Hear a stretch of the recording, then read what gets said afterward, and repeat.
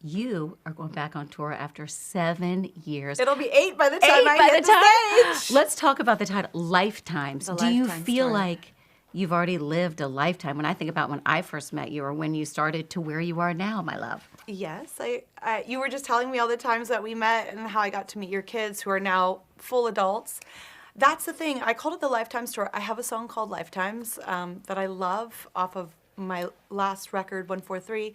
And it really, I think it encapsulates this journey that I've been on with my fans from day one. It's over 17 years we've been doing this, and we all started as like these, grimy little teenagers in very, very small venues and getting to know each other. And then, I hear the stories of some of my fans' lives and how they've blossomed and grown, and they have families, they have careers, they're reaching their dreams, they're fulfilling their dreams, they're doing things in the world, making an impact. And so I'm just excited to go back out there and see them again and reconnect.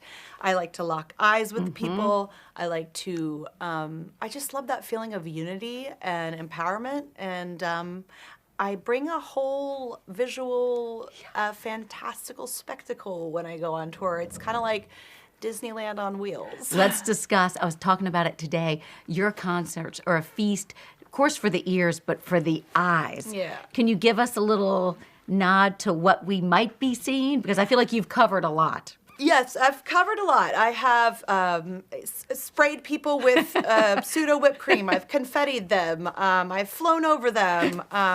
We'll be doing all those things once again. It's really interactive. It's super experiential. It's 8 to 80. That's like my audience.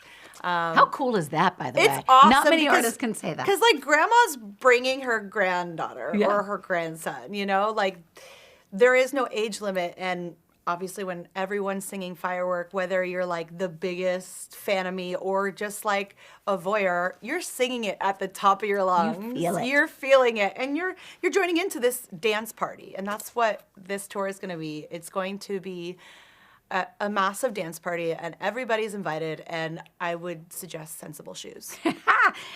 First tour as a mom. Yes. Will Daisy be on the road with you? She'll be there for part of it, but I think what I'm really going to implement is an earlier time show.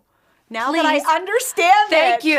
all the dynamics and all of the different variables and layers of bringing your kids out to the show. Sometimes those shows are on weekdays. Yeah. And they go to school the next day, and they probably will have some sugar at the show, and they'll be with their friends, and, everybody will be super excited. So it's going to be an 8:30 show. Oh, gosh, I love you even more. It's so funny, because I used to do, 9:15, and, that was the vibe. But now, it takes an hour for bedtime. Yes. At least. You're like, okay, another book, another song. Oh, yeah. Does Daisy You want like... a banana now? Okay, water, yes. Stuffy, don't you have 6 in the bed? There's 6 stuffies. How many more stuffies? What else is Daisy up to? So is she 4 now? She's 4. How cool does she know that that's you and Orlando and Peppa Pig? Like, that has to be one of the cool... I called Peppa. I played She didn't it return for my her call. yesterday for the first time. And it's only a small little bit, but I felt really proud, actually. What did she say? And she couldn't really put it together, but I was like, listen, doesn't that sound like mommy? And she was really proud. That's the reason why I did it, is just to get cool points with my daughter. Would she ever come out on stage with you for any of the I concerts? don't think so, but she is very extroverted. I mean, her parents. She's not shy, and she loves to sing. And I literally was checking my phone 5 minutes ago, and she has a ukulele in her hand. So she loves music, and she loves what mommy does and daddy does, and she loves seeing us happy. I like seeing you this happy. Thanks. And settled. I really feel like that. I feel like you and Orlando, too, are so connected. And I think you were just on a podcast talking about acts of service really light your Love fire. languages. I think, don't all women feel like that? Can you give me your top 3? If you had to pick your top 3. Yes, yeah. I think I know them. Folding the clothes crushes me. Just lightening any domestic load. But you have 3 in specific. Is it unloading the dishwasher? Well, it's just picking up after yourself so that nobody has to do it for you. Yes. I like being kind to people, like manners, like please and thank you is really important. My daughter, I'm so proud of her. She says thank you for everything, which makes me so happy. Just like, thank you, Mommy. Like, right before we're about to go to sleep, I give her a sip of her water bottle. She says, thank you, Mommy. And I'm like, Melt. thank you. This is great. This is how you should exist in the world. So I guess it's just about, like, domestic stuff. It's so funny. It always comes down to that. It's the little things. You know, that it matter. is so the little things. But I like that, and I'm actually not a gifts person. Me either. I love giving gifts, but unless they're super duper thoughtful, and I love framed photos and handwritten notes. Yep.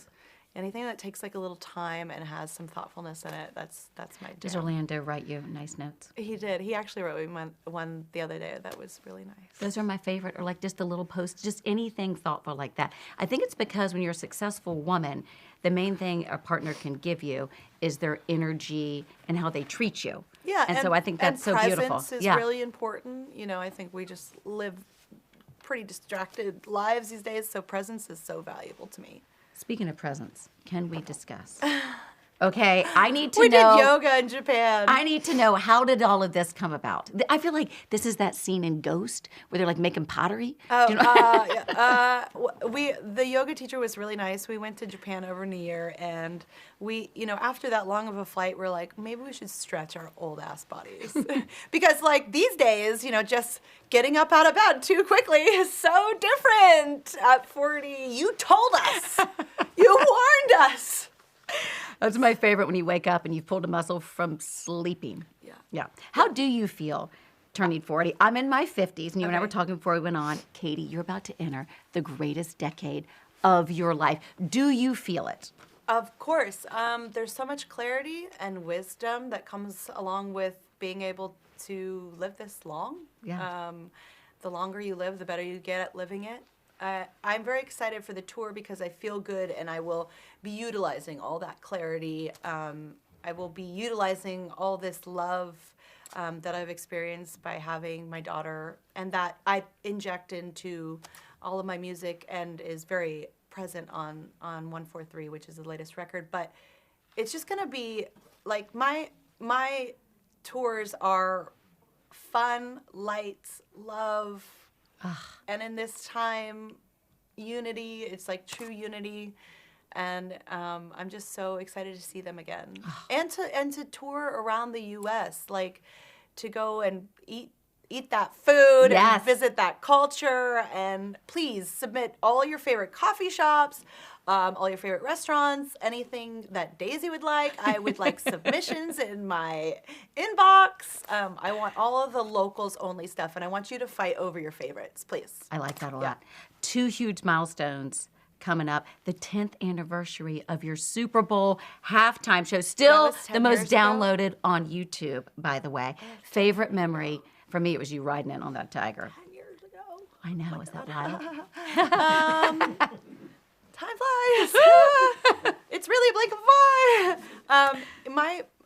What was amazing that I'll never forget was just a random person with a headphone. I was a little nervous because actually behind the scenes a lot was going wrong technically. Like what? Oh, that I wouldn't notice. That but you would know. nobody knows. Because my whole show was based on a projection that in order for it to work, the sun had to set, and the game was going too fast. So they had me get ready a lot quicker than we were supposed to, and then some things happened in the game, thank God, that it slowed it down. But I was like pacing in the bathroom, and so that made me a little nervous. And I just, I mounted the lion. I mounted the lion, and I'm like taking that big deep breath, and some random just looked at me straight in the eyes and was like, "You got this." And I was like, "I do got that." We got to find out who that is. I don't know. What a wonderful person. I think they were sent from God. Yeah. I think it was sent from the universe just as a little confirmation. And then you came out on that thing. And then I did my thing, and I ate a whole pepperoni pizza right afterwards. Gosh. Yeah. Any advice for Kendrick? Oh God, advice for Kendrick? No advice needed. I'm so excited for Kendrick. I think he is such an incredible truth teller for our generation, and he keeps it so real. And I think that's what it's going to be. He's going to tell the truth. One word to describe where you are in your life right now. I am constantly transforming. Transforming. So transformation is essential to my evolution. I'm a Scorpio in all the signs. So rebirth, rebirth, rebirth. And I just, it's a part of who I am, and I will always rise, Even if I have to go through a hard time, I always come up from the ashes.